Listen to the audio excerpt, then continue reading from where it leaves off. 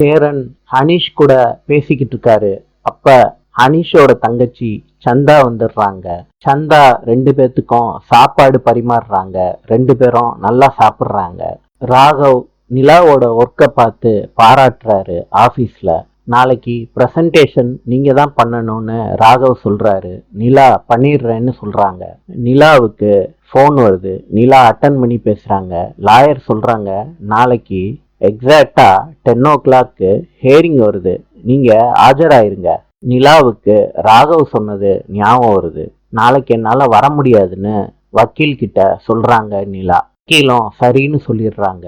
நடேசன் சொல்றாரு, இந்த சம்பந்தம் சேரா உனக்கு சரியா வரவே வராது.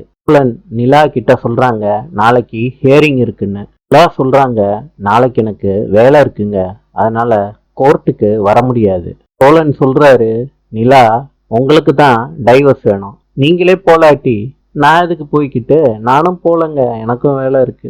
நிலா சரின்னு சொல்றாங்க. நாளை சந்திப்போம்.